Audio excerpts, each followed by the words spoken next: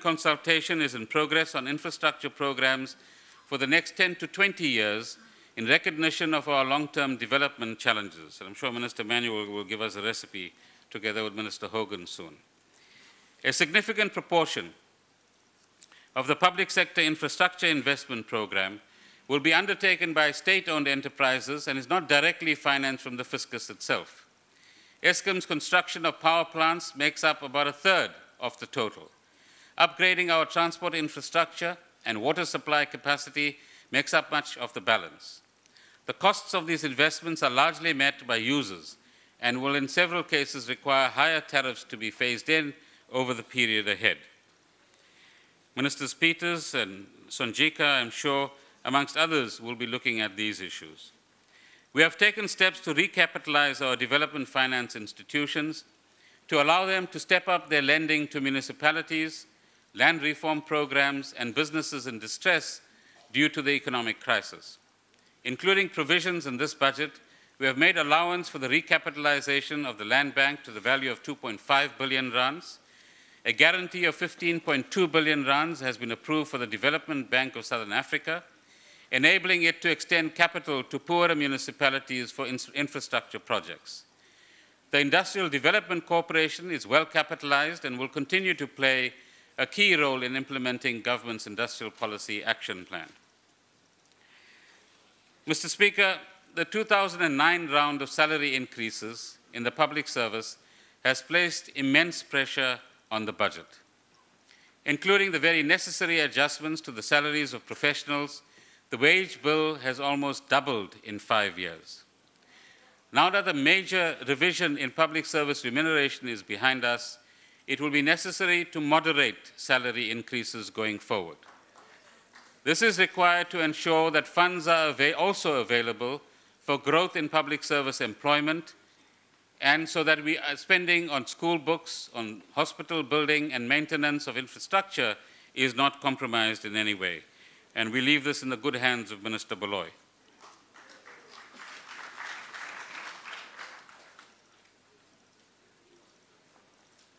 Last year, Parliament passed the Money Bills Amendment Procedure and Related Matters Act, Act 9 of 2009.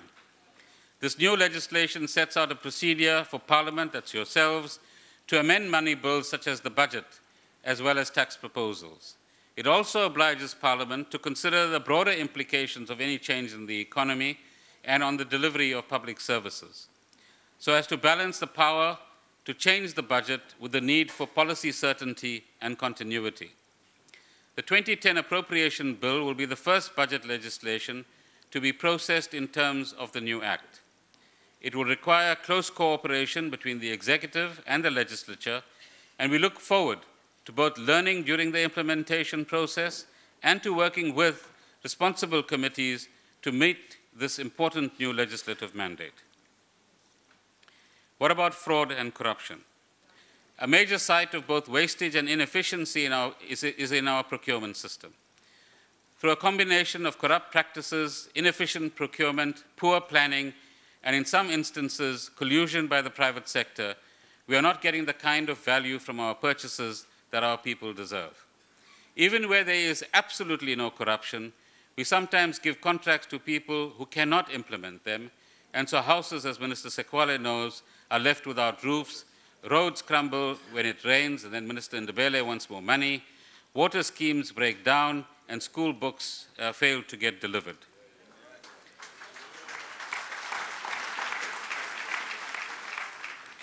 Mr. Speaker, corruption is an ever-present threat to our ambitions.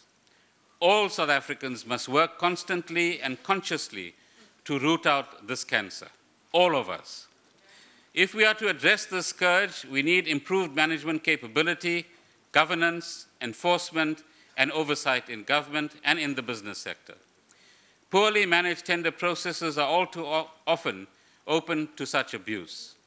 Greater transparency and accountability in procurement systems will therefore be a key focus of reform in the period ahead. Phansi ngobusela. Phansi.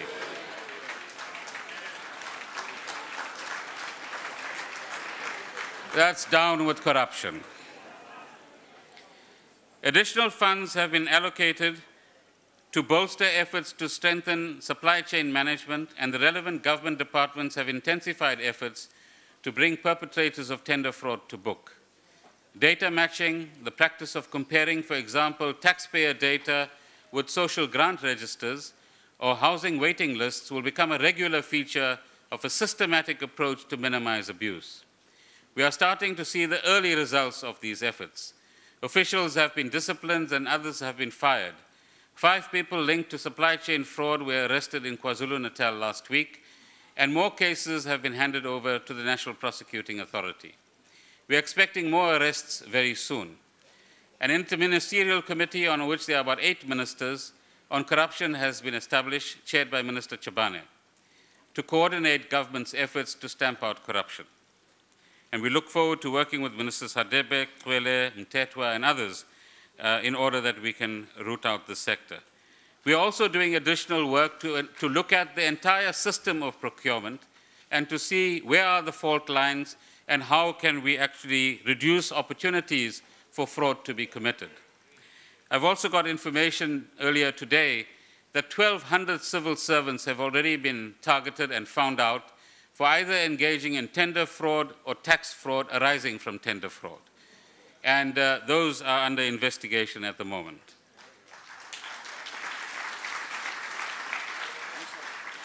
During the MTBPS speech in October, we highlighted the immediate challenges facing us due to the global financial crisis, and that is of maintaining financial stability and improving financial regulation in South Africa. South Africa is an active participant in discussions at the IMF, the G20, the Financial Stability Board, and the Basel Committee on Banking Supervision. International events have clearly demonstrated the importance of a stable and well-regulated financial sector. South Africa was spared from the worst of the crisis. While some of the largest global banks were forced to receive bailouts, our financial institutions did not require such support. We should congratulate them for that.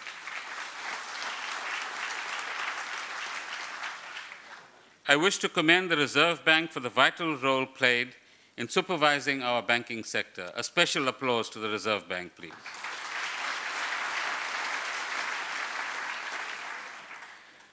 I want to acknowledge the governance and risk management systems of our banks, which proved effective during the global crisis. Although our institutions have proved to be robust, we must not be complacent. I want to highlight several new initiatives to improve our regulatory system. The first is the framework for accountability, coordination, and performance of our financial regulators needs to be strengthened. A formal council of regulators may be instituted to serve this purpose. Secondly, we are reviewing our adherence to global regulatory standards in banking, insurance, and the security markets. Thirdly, various changes to the Basel II framework will be effected once the impact assessment is completed. Fourth, we will be expanding the scope of regulation to include hedge funds, private equity, and credit ratings agencies. Fifth, we will improve our crisis contingency plans. And sixth, we will strengthen enforcement mechanisms to counter any abuse. Mr. Speaker, I also intend to meet the chief executives of our major banks in the next few weeks to discuss firm deadlines to respond to the recommendations of the Banking Inquiry Panel of the Competition Commission. This is with respect to the bank charges. I have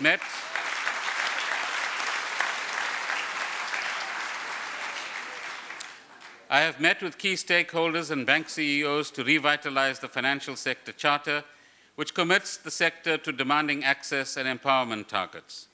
Unfortunately, I can't report that we've concluded our discussions, but I hope that we have sufficient goodwill to be able to do so shortly. Building on the 2009 exchange control announcements in the MTBPS, our broad strategy on exchange control reforms remains the prudential management of foreign exposure risk. In line with this approach, government has now finalized reporting measures for prudential foreign exposure limits on banks, which will be introduced at 25% of their total liabilities. In addition, the National Treasury will shortly release a framework document to facilitate consultations on reforming exchange control legislation.